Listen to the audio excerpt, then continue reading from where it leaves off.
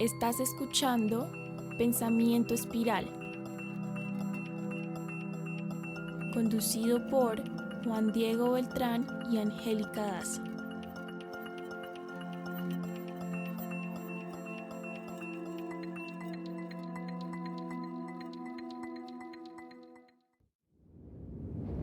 Para el científico que ha vivido de su fe en el poder de la razón, la historia termina como un mal sueño. Ha escalado los montes de la ignorancia. Está a punto de conquistar el pico más alto.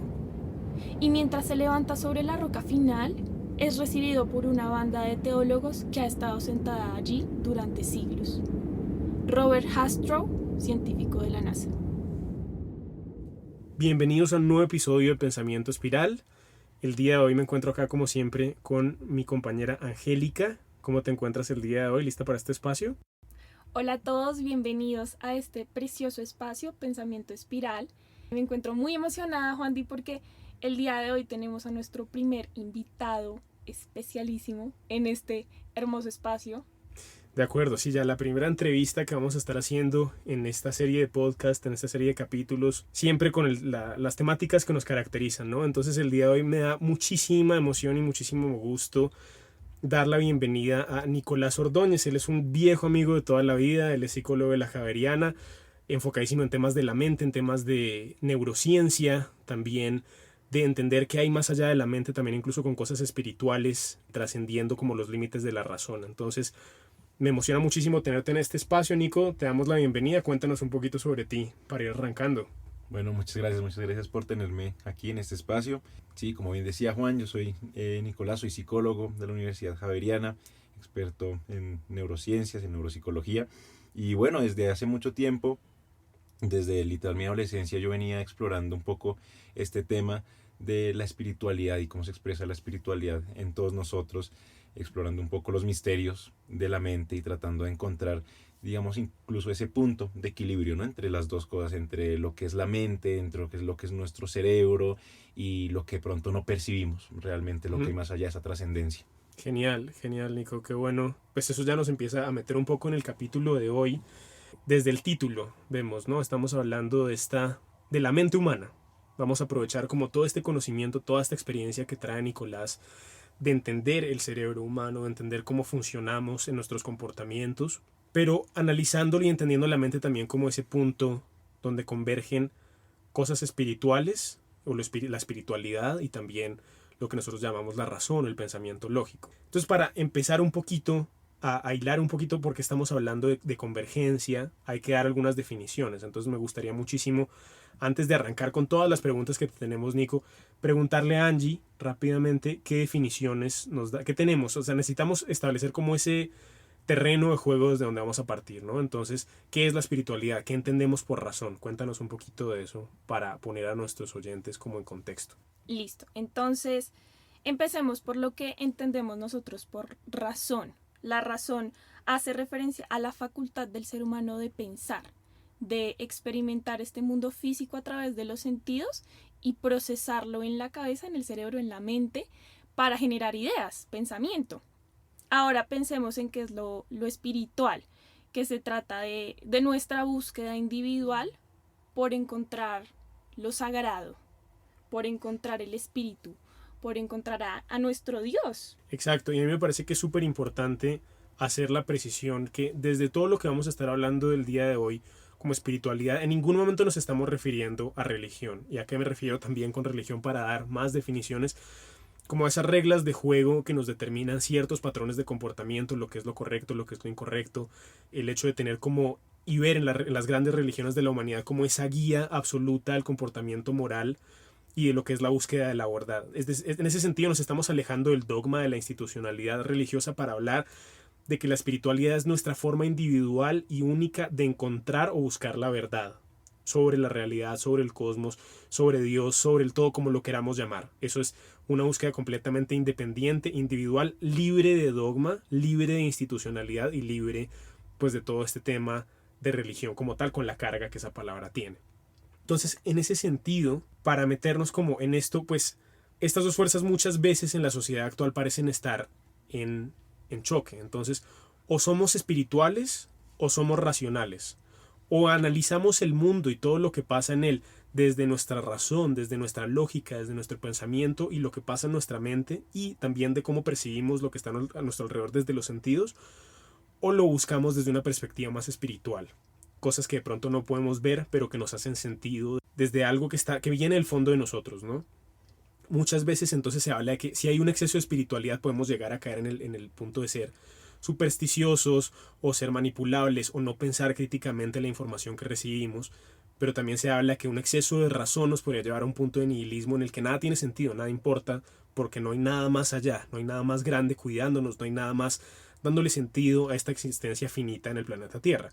Entonces, en ese sentido, muchas veces o es la ciencia o es la espiritualidad, y chocan y se pelean y tratan de debatir. Entonces, los que están a favor del creacionismo, los que están en contra de la evolución y de todo este tipo de cosas que vemos también evidencia con nuestros sentidos de que son reales, de que hay algo por ahí. Entonces, para empezar a meternos en este tema es necesario reconocer que está esta polaridad, espiritualidad, razón o fe, también de alguna forma del lado de la espiritualidad, y que muchas veces en la sociedad actual se ve que hay una falta de armonía, hay un choque, hay un desequilibrio que nos está generando diferentes formas de vivir, diferentes formas de pensar y también de alguna forma división dentro de la sociedad. Entonces, partiendo de esa premisa, me gustaría que tú nos cuentes desde la neurociencia, desde la psicología, desde lo que tú sabes de la mente, por un lado para ti qué es la mente, cómo la entiendes desde la razón, cómo entiendes desde la espiritualidad y qué mensajes y qué conocimiento de todo lo que tú has vivido nos sirve para seguir alimentando esta discusión de estas dos fuerzas, de estos dos principios. Perfecto. Claro que sí, digamos que desde el punto de vista de la ciencia, de la psicología, de las neurociencias, la mente se entiende muchas veces como aquello que crea el cerebro, lo que conforma el cerebro. Nuestro cerebro está compuesto por miles de conexiones neuronales y de ahí se generan un montón, digamos, de procesos en nuestro cuerpo. Esos procesos que se generan en nuestro cerebro es lo que normalmente le llamamos, digamos, procesos mentales, ¿sí? Entonces, en las ciencias, mente es equivalente a cerebro, ¿sí? Como en el tema, digamos, de las neurociencias. Claramente, digamos, ya entrando un poco en el tema de la psicología, cada postura desde la psicología, cada paradigma y enfoque, pues va a tener su postura, digamos, su definición diferente de mente, pero desde lo más científico, digámoslo así, que va a ser las neurociencias, mente es igual a cerebro, a los procesos mentales, procesos cerebrales. Entonces, desde aquí, digamos, empezamos a ver cómo a lo largo de la historia la ciencia se ha enfocado y se ha vuelto muy, digámoslo así, materialista, ¿sí? Enfocándonos en que el cerebro es el centro de esto y que los procesos mentales se dan en lo que nosotros entenderíamos como un computador de silicona, es decir, el computador que nosotros tenemos todo el tiempo frente a nuestro, es el que usamos todos los días, donde es 1 o 0, ¿sí? El lenguaje de programación no es 1 o es 0 y esas diferentes combinaciones de unos y ceros dan un resultado. En el cerebro las diferentes conexiones neuronales, cómo se liberan los diferentes neurotransmisores, nos van a dar diferentes resultados y también las diferentes áreas que se activan. Entonces, a través de toda esta, digamos, carga eléctrica que se da en el cerebro, nuestro mismo conducta, nuestra personalidad, nuestros mismos, incluso el mismo cuerpo, pues reacciona ante esto y se vuelve como ese centro, ¿no? Ese núcleo central del humano que va a controlar todo, como ese centro de comando absoluto. Y en ese sentido, entonces, pues ahí nos das como una primera perspectiva desde la razón, desde la ciencia, cómo se entiende. Con base en esto que decíamos hace un momento, ¿tú percibes algún tipo de conflicto entre estas dos nociones? Es en el sentido de que, bueno, tú nos das esta definición, es como una especie de computador que nos define comportamiento, personalidad, acciones y un montón de cosas más dentro de estos procesos que están pasando en el cerebro. ¿Te parece que esa es una definición suficiente de lo que es la mente? No, para nada, para nada. Digamos que lo que yo he experimentado durante, digamos, mi vida, durante mi historia, también en mis estudios, es que la mente es mucho más compleja y va mucho más allá de lo que muchas veces la ciencia nos dice, las neurociencias nos están diciendo actualmente, e incluso ya hay personas neurocientíficos que se están inclinando por otras posturas, ¿sí?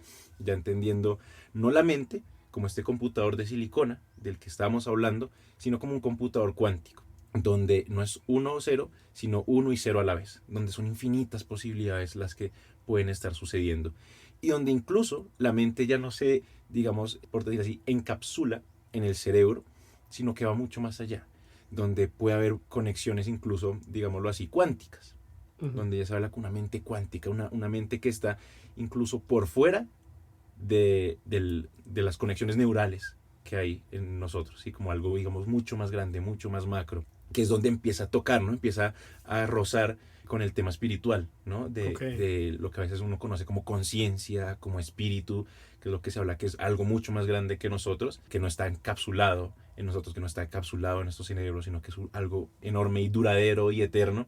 Entonces acá es donde empiezan a rozar, ¿no? Estas dos posturas se empiezan a acercar, diría yo, cuando empezamos a hablar y las neurociencias se empiezan a acercar al tema de la cuántica, entender la mente como algo mucho más grande y no solamente, digamos, tan físico, tan central como se ha venido entendiendo. Súper interesante. Y ahí, Nico, te quería preguntar, ya que te metes con el tema de la conciencia, tú desde la rama de la psicología y de la neuropsicología y la neurociencia, ¿cómo pueden ustedes explicar este fenómeno tan curioso que se da en la mente, tanto desde la racionalidad o de pronto ya tú, desde tu pensamiento espiritual y desde tu experiencia? ¿Cómo puedes definir este fenómeno? Ok, la verdad es que a la psicología y a la neurociencia le falta muchísimo. El cerebro es pero tan complejo que de verdad estamos en pañales. Literalmente estamos en pañales en todo lo que es. ¿Sí? Cada vez se descubren nuevas cosas y si ustedes ven todos los estudios de neurociencias y neurológicos que se hacen, todo el tiempo incluso se están contradiciendo. Sale algo y al año ya sale otro estudio contradiciendo lo anterior y diciendo, no, ya esta área que se pensaba que era para esto también incluye estas funciones o ya no, lo que se decía esto no es verdad. Entonces todo el tiempo se está innovando, todo el tiempo hay muchas contradicciones y precisamente hablando del tema de la conciencia, en neurociencias lo llamamos el heart problem, ¿sí? El problema más grande de las neurociencias es la conciencia, porque nunca, absolutamente nunca, nadie ha podido decir la conciencia es esto, está ubicada acá, el cerebro hace esto y funciona aquí. No, hay muchas teorías, ¿no? Hay unas que hablan del tálamo. El tálamo es digamos, el centro en el cerebro que es como ese centro de relevo de la información sensorial, ¿no? Es por donde todos los sentidos pasan, ¿sí? Entonces, la vista, la audición, el tacto, llegan al tálamo y desde ahí se transmiten a la corteza para generar otros procesos, excepto el olfato, ¿no? El olfato sí entra directo. Pero entonces hay personas que dicen, no, el tálamo es la conciencia porque, claro, es el que empieza a captar todos los sentidos, ¿sí? Lo externo, lo interioriza y es como este centro que va haciendo como un sondeo, ¿no? Pam, pam, pam. Y eso lo entienden algunas personas como conciencia. Pero se queda ahí muy chiquito, porque cuando en estudios que se han hecho que personas que tienen daños en el tálamo o en otras estructuras, igual sigue habiendo conciencia, ¿no? Incluso algo que siempre me cautivó y que me pareció muy interesante es el hecho de, por ejemplo, condiciones o enfermedades como lo que se llama la heminegligencia unilateral o negligencia unilateral, que es que yo no soy consciente de un lado de mi cuerpo. Pierdo conciencia de ese hemisferio, ese hemicuerpo. ¿Qué implica eso? ¿Que no lo puedes mover, que no puedes usarlo? ¿O qué implica? Sí, como que no lo reconozco. Entonces digamos que me voy a afeitar, por ejemplo. Me afeito solamente, digamos, el lado derecho de la cara. Y el lado izquierdo lo dejo con barba, porque no lo reconozco. Me ponen de pronto a dibujar un reloj y lo dibujo, pero solo dibujo del 12 al 6. No dibujo del 6 al 12, o sea, no 7, 8. Ignoro totalmente eso. Me ponen un plato de comida, solo me como la mitad del plato. Y la gente no lo ve. O sea, no lo reconoce. Y no es una falla visual, ¿no? Porque la gente, pues que no es visual. Porque fíjense que pues, los dos ojos están funcionando bien. Es que literalmente pierde la conciencia de ese lado, generalmente es el lado izquierdo, ¿sí? Y fíjense lo raro, ¿no? Esto es muy raro, es muy curioso. A una persona que de pronto tiene heminegligencia o digamos alguna condición similar, donde está ignorando ciertos estímulos del ambiente, de su cuerpo, incluso, le ponen, digamos, obstáculos en un salón. Entonces, digamos que en ese salón, vamos a poner ejemplo, hay 10 cubos de madera que van a ser los obstáculos. Y los ponen distribuidos en el salón. La persona se le dice, listo, ¿cuántos cubos hay? Y va a contar solo los que hay al lado derecho, sobre el lado que reconoce. Es decir, va a contar, digamos, 4 cubos. Y los 6 cubos los va a ignorar. Después se le dice a la persona, listo, camine de este extremo al otro extremo del salón. La persona igual dice que no es consciente, no ve esos cubos, pero en su comportamiento, cuando empieza a caminar, evita los cubos que igual están al lado izquierdo. Los evita. Entonces acá empezamos a ver el tema de la conciencia, ¿no? De cómo la persona desde su perspectiva dice, no soy consciente de lo que hay, no veo lo que hay, no veo el lado izquierdo de mi cuerpo, no veo absolutamente nada, veo negro, pero si le mando un puño, entonces ¿cómo lo coge? ¿Cómo reacciona? ¿Cómo tiene reflejos? ¿Cómo evita esta persona que ignora de ese lado izquierdo todos los cubos que hay en ese salón? O sea, acá nos empezamos a preguntar, entonces, ¿qué es la conciencia? O sea, y si realmente lo que también incluso nosotros vemos en nuestro día a día es real, eso es todo, o qué hay más atrás. Ok, me encanta eso que estás diciendo, me surgen un montón de preguntas. La primera que te haría en ese sentido es este tipo de enfermedades, supongo que son catalogadas como enfermedades. ¿Qué explicación les están dando actualmente? ¿Hay alguna raíz que se haya identificado desde la neurociencia para decir, ok, está pasando esto? ¿Hay alguna respuesta de por qué pasa eso? Sí, digamos siempre todo, y otra vez vengo al tema del tema que a veces se vuelve muy localicista, las neurociencias, es, hay una avería en tal zona y esto está causando que se dé esto, ¿no? Entonces, por ejemplo, en el tema del síndrome de visión ciega, hay una falla en una región del lóbulo occipital, que es digamos la parte posterior, ¿sí? de la parte de atrás de nuestro cerebro, que es donde está todo como ese sistema visual. Sí, ahí, digamos, el lóbulo occipital se va a encargar de las funciones visuales. Entonces, hay una avería en en un área del sistema occipital que va a dar como resultado que la persona tenga ese síndrome. ¿Sí? Entonces, se vuelve como, por eso les digo, como localicista, que localiza el punto donde está la avería que causa eso. Pero, entonces ahí otra vez viene la discrepancia y lo raro y lo que a veces también ponen en duda ese tipo de cosas. Que hay personas que tienen puede tener esa misma zona dañada, también con alguna problemática, pero no les pasa lo mismo. O personas que también resultan con también algún daño cerebral en alguna zona, pero pueden seguir con su vida cotidiana, así normalmente las neurociencias digan, oiga, esa persona nunca va a poder volver a hablar, nunca va a poder volver a caminar. Sí, es un caso que yo tengo muy cercano, que es mi abuela paterna, ella tuvo un infarto cerebeloso en el cerebelo, que es todo digamos, el sistema que va a controlar la postura, el dar equilibrio, movimiento, toda la parte igual en cierto modo motriz. Y entonces, según las neurociencias, si esta parte deja de funcionar, si el cerebro dejaría de funcionar, pues la persona no va a poder mantenerse en pie. Se va a caer, no va a tener postura, no va a poder mantenerse, digamos, rígido, recto, no va a tener equilibrio. ¿Sí? Pero sucede algo muy curioso con mi abuela y que los médicos no han podido ni siquiera explicar también, y es eso, ella camina perfecto y desde ella sufrió su infarto cerebeloso hace ¿qué? Unos 22 años y listo, fue súper grave, pero salió adelante y pudo después caminar perfecto y divinamente. Y toda su vida ha caminado y ahorita que ya a sus 100 años sigue caminando. Entonces es algo que me sorprende a mí y sorprende a los mismos médicos, ¿no? Entonces desde ahí empezamos a ver cómo literal, sí, la ciencia dice, oiga, pasa eso y mire, la persona no va a volver a caminar. Y tenemos casos, y pues es un caso tan cercano de que sí sigue caminando, sigue pudiendo tenerse en pie. Qué locura, porque eso nos muestra cómo el cerebro no logramos comprenderlo porque está todo tan interconectado y todo está en todo. Entonces, creo que la ciencia ha querido explicar estos fenómenos como tú nos dices, localizando el problema. No, es que esta es la sección del cerebro que explica esto, pero después tenemos estos fenómenos que solo nos dicen, ¿qué es esto? Todo está conectado. Exacto. Además, normalmente decimos el cerebro es uno, ¿no? Y está en la Sí. cabeza. Ahora las nuevas posturas y nuevos estudios dicen tenemos dos cerebros o un gran cerebro y no solo está en la cabeza, es el estómago. Ok. El estómago es el segundo cerebro.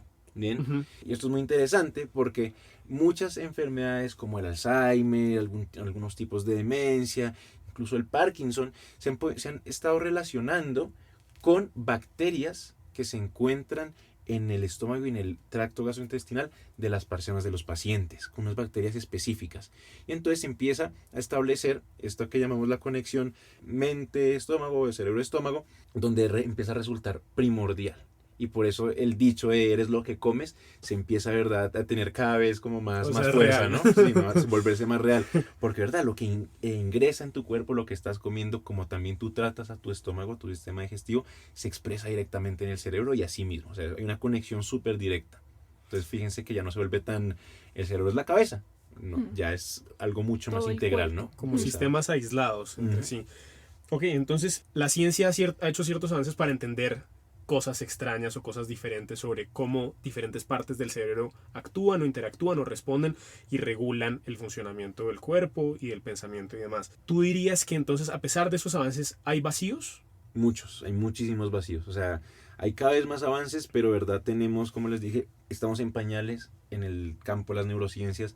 No entendemos muchísimas cosas. O sea, cada vez hay más avances, pero así mismo como hay más avances, surgen aún más dudas y esos mismos avances empiezan a quitarle validez a otros de atrás. Entonces es como casi que empezar de nuevo. Entonces, Claro. de verdad, es muy poco lo que se conoce, ¿no? Muchas enfermedades mentales no tienen explicación alguna como tan certera, ¿no? O sea, el tema, por ejemplo, de la esquizofrenia, hay ciertos indicios de ciertas cosas, pero ¿qué más hay? Nada más. El tema de las alucinaciones, se pueden medio explicar por algunos lados, y sí, pero hay alucinaciones tan complejas y tantas cosas que se pueden vivir, el tema, digamos, de las experiencias místicas, que realmente a veces la ciencia dice, sí, puede ser por esto, pero nunca va a asegurar, como no, es esto y está pasando esto y esta zona se está activando.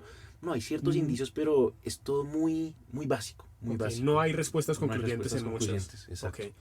En ese sentido, entonces, metiéndonos un poquito con lo espiritual y haciendo uso de que tú tienes como estas dos visiones, ¿no? Como tienes todo lo que tú sabes desde tu formación, pero también la experiencia misma, ¿no? Esta búsqueda propia de la espiritualidad.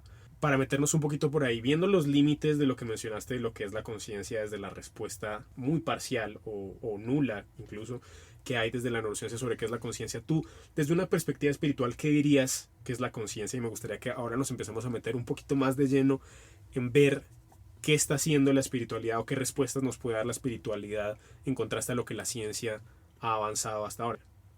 Para mí la conciencia viene siendo aquello que de verdad nos desborda, que nos sobrepasa todas las barreras, digamos, del cuerpo material y que no está localizada en ninguna zona, ni en ninguna área, sino que es como lo primordial y lo eterno que hay en cada uno de nosotros. Eso, digamos, es la conciencia para mí, es lo que nos hace darnos cuenta, saber que estamos, saber que existimos, saber que existe el otro, pero que no es una función. Para mí la conciencia no es meramente una función mental.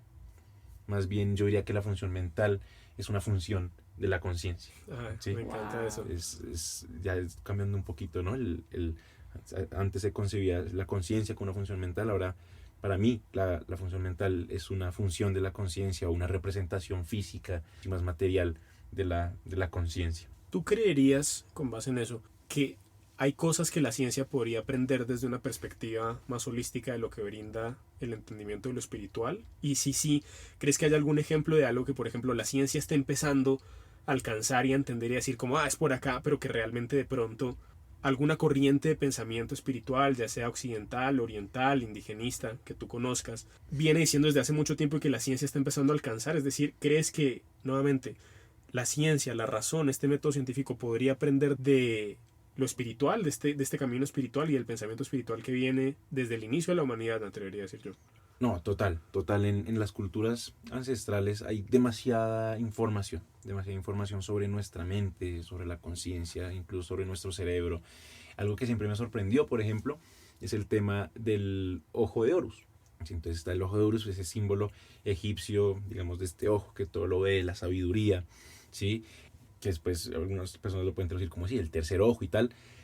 Y las culturas entonces también, desde la India empiezan a hablar del tercer ojo, ¿no? El tercer ojo ubicado, digamos, como en el entrecejo, como ese punto ahí, y que igual empieza a trazarse hacia el fondo del cerebro, y cuando ya descubrimos las glándulas, entonces siempre se empezó a establecer que el tercer ojo estaba a veces ligado ya en algunas tradiciones con la pineal o con la pituitaria, ¿no? Con la glándula pineal o pituitaria, que son puntos en nuestro cerebro, estructuras de nuestro cerebro. Y fíjense que cuando ustedes ven el ojo de Horus, ¿cierto? Y ustedes, digamos, después cortan un cerebro en la mitad, el cuerpo calloso, que digamos es aquello que une los dos hemisferios del cerebro, ese corte que hacen ahí, tiene una representación muy parecida al ojo de Horus.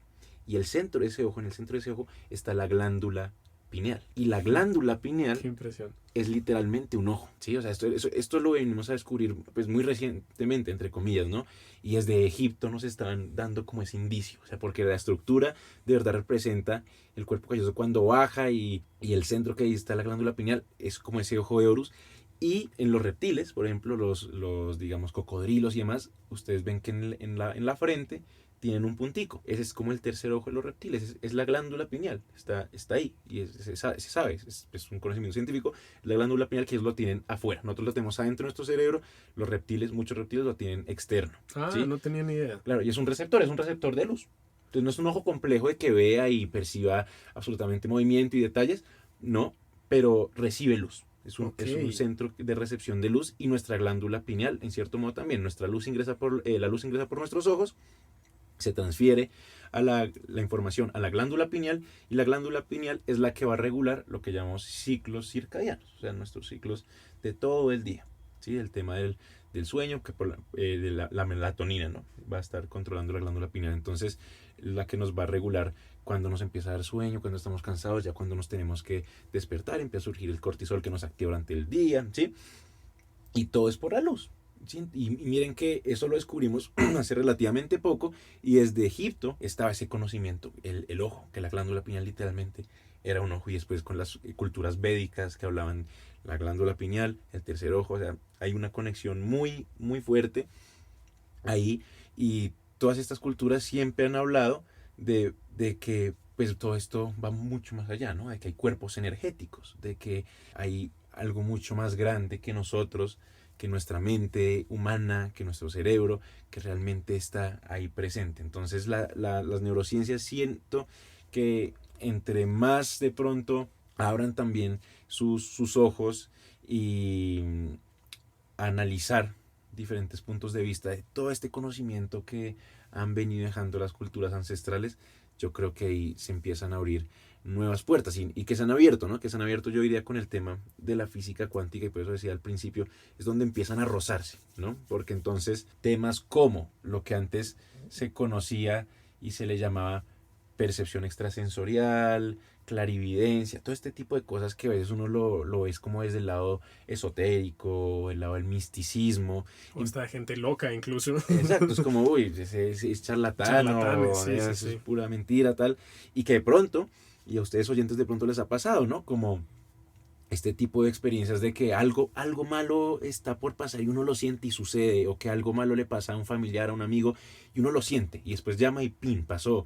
O que sabe cómo una persona se está sintiendo, o que literalmente uno está pensando en una persona y justo en ese momento la llama o dicen exactamente lo mismo. O sea, este tipo de conexiones mentales, de telepatía o de premoniciones, ¿no? De en un sueño tengo un sueño, valga la redundancia, de algo que va a pasar a futuro y sucede. Y a muchos de nosotros seguro nos ha pasado, y eso pues antes uno lo ve como, uy, esto es místico, esto es raro. Pero las últimas posturas que están empezando a salir y coger fuerza, y las cuales yo soy partidario, es el tema de la cuántica y la mente, donde todos estos fenómenos se pueden empezar a entender desde acá, ¿no? Entonces, por ejemplo, el tema en cuántica, hay algo que se llama entrelazamiento cuántico. El entrelazamiento cuántico es un fenómeno en donde si yo tengo, digamos, una partícula que ha estado atada, digamos, así en sí durante pues mucho tiempo, entonces, digamos, supongamos que cojo un átomo que es diatómico y separo eso y una de las partículas la mando a Júpiter y la dejo en Júpiter, ¿tá? Y dejo supuestamente, digamos, en Júpiter dejo un científico viendo la partícula, el spin que tienen los electrones de ese átomo. Y acá en la Tierra dejo ese otro átomo que estaba atado a ese otro, que está separado por miles y miles y miles de kilómetros, ¿correcto? En el momento que yo afecto aquí en la Tierra el spin de un electrón, automáticamente, instantáneamente, en Júpiter, dice la teoría que el spin de ese electrón también se afectaría en esa misma medida. O sea, lo que pasa en la partícula acá empieza a pasar en la partícula de allá. Así estén a miles de kilómetros, incluso años luz. Es decir, que es una conexión que sería instantánea, más rápida que la velocidad de la luz. Es lo que dice la cuántica. Por eso la cuántica muchas veces sobrepone y está en una constante como batalla con la ciencia moderna, incluso pues, que es el legado, ¿no? Que nos dejó Einstein, ¿sí? Entonces, este tipo de fenómeno donde algo que pasa en un lugar afecta lo que sucede en otro lugar se puede explicar y extrapolar a la mente. ¿sí? De cómo algo que pasa en tu mente, mi mente por un segundo lo puede recibir, porque estuvieron ligados, porque ciertas partículas, ciertos neurotransmisores de nuestros cerebros entablan una conexión cuántica en un momento y yo pensé lo que tú estabas pensando. O si yo tengo una conexión súper fuerte con mi pareja, con un amigo, con mi familia, con mi mamá, mi papá, porque es una conexión estrecha, paso mucho tiempo con ellos y les pasa algo malo, lo siento, porque nuestras partículas de nuestro cuerpo, de nuestro cerebro, están atadas. Hay una sincronía, ¿no? Entonces, la física cuántica nos empieza a acercar a ese punto donde empiezan a juntarse, ¿no? Estas dos posturas, a converger, la ciencia y la espiritualidad, donde va a llegar un punto donde uno no pueda distinguir, ¿no? Donde Claro. lo que llamamos espiritualidad se vuelve ciencia y la ciencia espiritualidad, y es ese punto hermoso donde es como empieza cada vez a acercarse más como a esa verdad, ¿no? Wow. Claro, y ese yo creo que es el punto a lo que queremos llegar con esta conversación, porque estás hablando del cuerpo y creo que el cuerpo humano es ese reflejo perfecto de cómo converge la espiritualidad y la razón en un solo ser, así perfecto, la mente y lo espirituales que somos a la vez es muy precioso. Entonces también aquí la duda que me surge es, históricamente hemos visto cómo estas dos fuerzas se han chocado, como decía Juan en la introducción, cómo han estado en oposición. La idea es que ahora podamos encontrar este punto medio, este equilibrio entre ambas energías, porque esa es, como tú dices, sería llegar a la realización, a la verdad, ¿no? Entonces, me gustaría preguntarte ahí, Nico, ¿cómo crees tú que podríamos reconciliar estas dos fuerzas para encontrar un equilibrio entre ambas? Muy bien. Tú dices algo muy, muy bonito y muy importante, que es el humano, ¿no? Es donde convergen estas dos temas, la espiritualidad y la razón, la espiritualidad y la ciencia.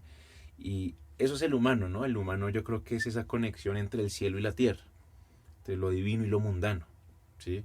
Entre lo apolíneo y lo dionisiaco. Es literal esa unión pura entre esas dos fuerzas, ¿no? Entre esas dos polaridades. Y en cierto modo ese propósito de la raza humana, pues para mí es eso, es traer el cielo a la tierra y la tierra al cielo, digamos, de una manera poética, por decirlo así. Es eso, es unir esos dos mundos que siempre han estado separados, y no solo hablando exclusivamente de ciencia y espiritualidad, sino de verdad lo mundano, lo material y lo espiritual, lo que es lo transmundano, lo gigante, todo eso que hay, digamos, más allá, toda esa trascendencia. Entonces esa para mí es la razón de ser del humano, en realidad. Y es lo que en cierto modo nosotros tenemos que buscar. Buscar es tratar de, a través de nuestras acciones diarias, a través de cómo nosotros vimos nuestro día a día, ser cada vez más conscientes de lo que nosotros somos, de por qué estamos, de por qué cada uno de nosotros está aquí, de empezar a abrir nuestra mente a diferentes posturas.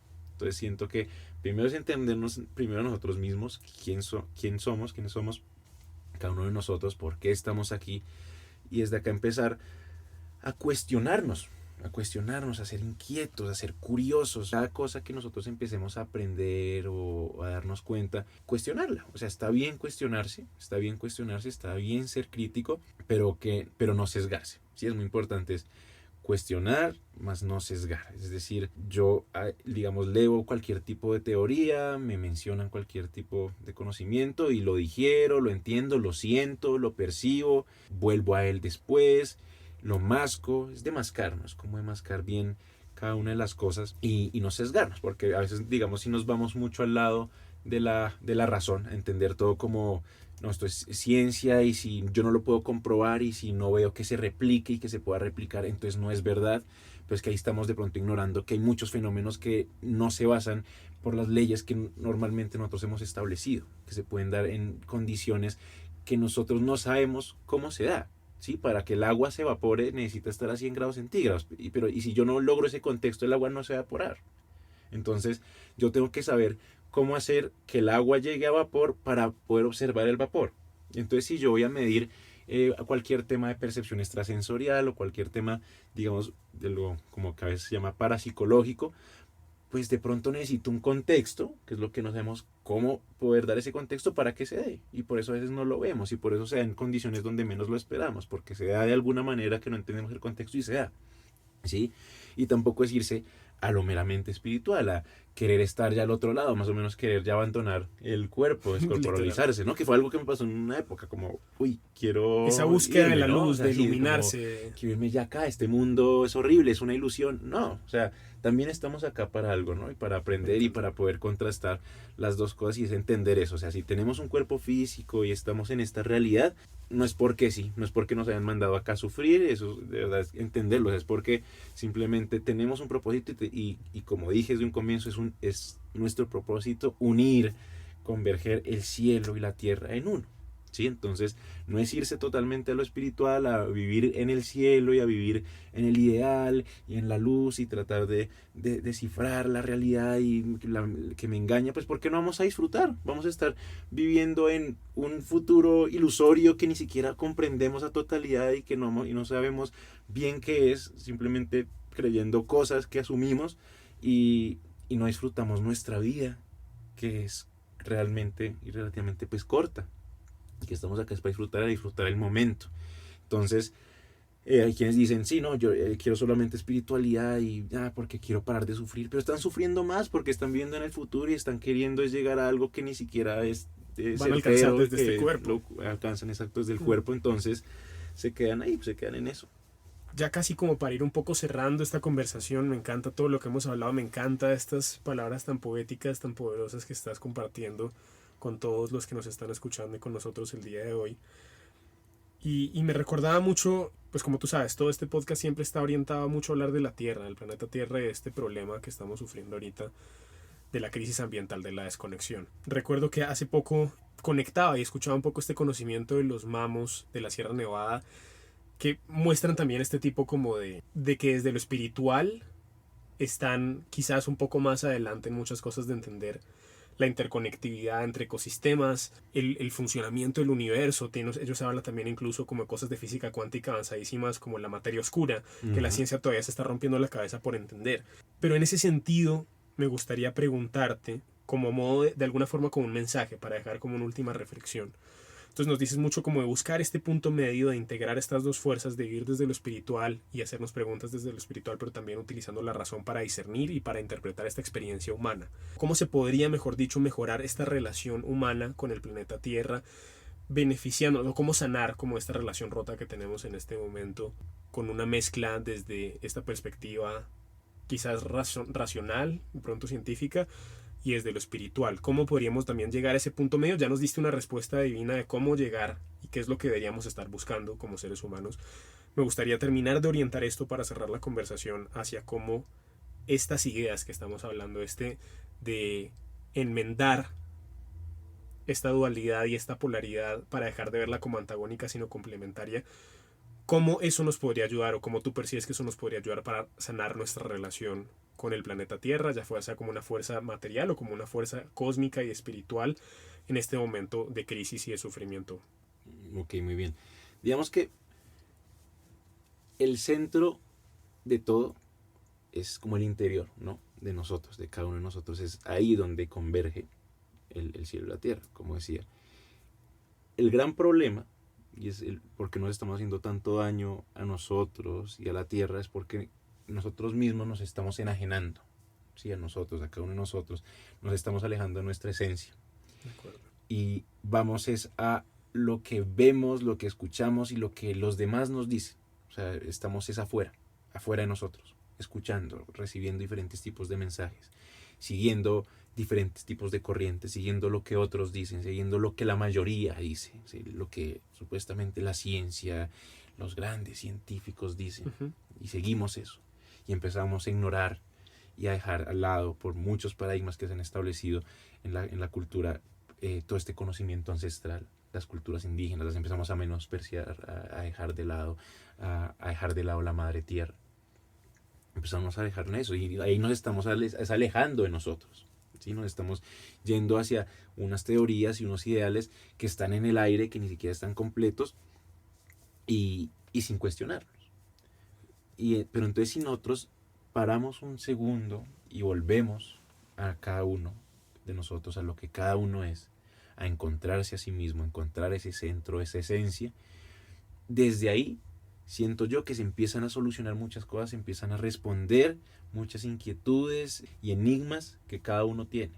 Porque adentro están las respuestas, están absolutamente todas las respuestas, y a través de mi experiencia humana que vivo en mi día a día, siendo consciente de ella, se empiezan a resolver.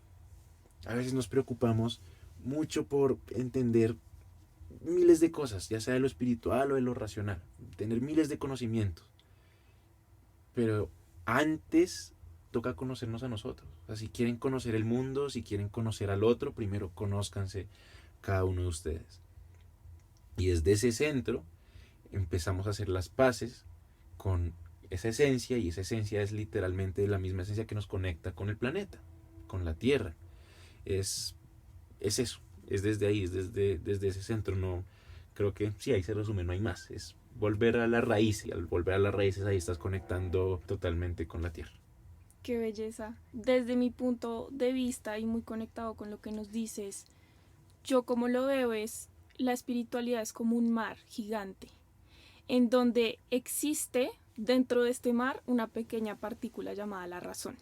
Entonces está dentro de esta gran superficie gigante que es la espiritualidad. Creo que como tú nos dices, todo está en el interior y el cuerpo es un reflejo de la madre tierra también.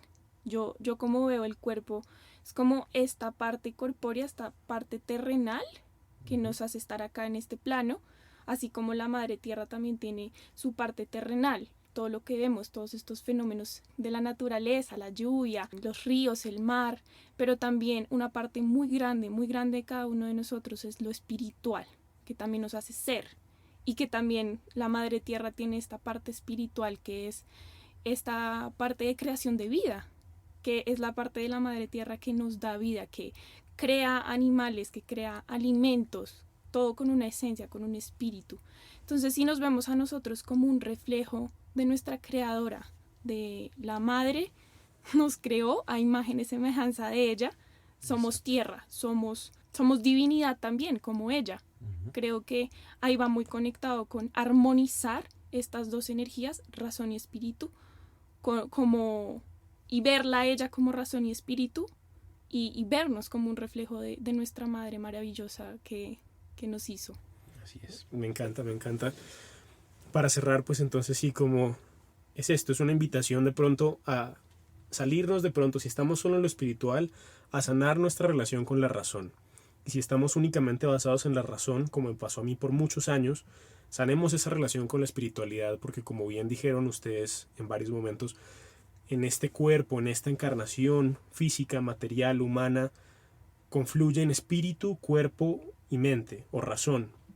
Y en ese sentido es una tríada que tiene que estar armonizada. Y en la medida en que armonicemos eso en nuestro interior, sanemos esos tres factores de lo que somos y no neguemos uno de los tres, no neguemos la razón o no neguemos el espíritu, vamos a poder conectar muchísimo más allá, como tú decías, con la esencia, con lo que realmente somos. Vamos a poder encontrar formas de sanar los males que tenemos, ya sean físicos, ya sean espirituales, ya sean de salud mental. Y en ese proceso de sanarnos a nosotros mismos, sanamos nuestra relación con el otro, sanamos también toda esta relación con nuestro entorno, con el planeta Tierra, del que todos somos parte y el que todos formamos como un todo, que está armonizado, que interactúa, que confluye. Y ese es el mensaje, tratemos como de regresar a eso, de tratar de sanar estos tres factores para estar en armonía con nosotros mismos y con los demás. Para finalizar, te agradecemos mucho de todo corazón por venir a este espacio, por compartir la palabra, compartir todo este conocimiento, estas ideas tan bonitas y tan necesarias, me parece a mí. No, muchas gracias a ambos por tenerme aquí, de verdad. Es un espacio muy bonito y muy potente, y también espero pues que ustedes, todos los oyentes, practiquen lo que han escuchado, lo interioricen. También no coman nada de lo que entero, lo que ni siquiera lo que dijimos acá, también es de digerir, ¿no? De acuerdo. Siempre digerir absolutamente todo. Y quería invitarlos a todos a un curso que voy a dictar, es la tercera versión, lo he hecho ya 2 veces, le ha gustado mucho a la gente, se llama Secretos de la Mente. Es un curso de 16 horas donde tratamos temas de neuropsicología, entendiendo mucho más a profundidad aquello que hablamos hoy del cerebro, cómo funciona, vamos a abarcar profundidad del tema de las experiencias místicas, cómo funciona el cerebro durante las experiencias místicas, durante estados alterados de conciencia, temas de meditación, nutrición y también incluso temas para aumentar nuestra capacidad de memoria, de atención, de retención y digamos nuestras funciones cognitivas. Y además de esto, en los siguientes módulos vamos a estar trabajando temas de percepción extrasensorial, empezando a explorar, hacer diferentes experimentos y aplicar técnicas y que ustedes puedan aprender técnicas de percepción extrasensorial, de aquello que hablamos y empezamos a hablar ahorita, que se acerca un poco a la cuántica para culminar ya digamos luego en una sesión final donde todo lo que ustedes aprendan lo van a poder llevar a la práctica. Hemos visto de verdad cosas muy impresionantes de temas de telepatía, de clarividencia, de hermóptica que se han dado durante estas sesiones. Es bastante interesante y con eso estamos haciendo una investigación sobre este tema, digamos, de parapsicología y percepción extrasensorial. Así que los invito, muy invitados. Cualquier información pues se pueden comunicar con Pensamiento Espiral o a mi Instagram, KISMET Magician. Ojalá se animen y de pronto yo creo que te volveremos a tener un próximo espacio para que nos cuentes los resultados de esa investigación. Claro que sí. Gracias, Nico. Entonces les agradecemos muchísimo por haber escuchado este espacio. Si tienen más preguntas, pues también nos pueden contactar y los invitamos a seguir escuchándonos semana a semana.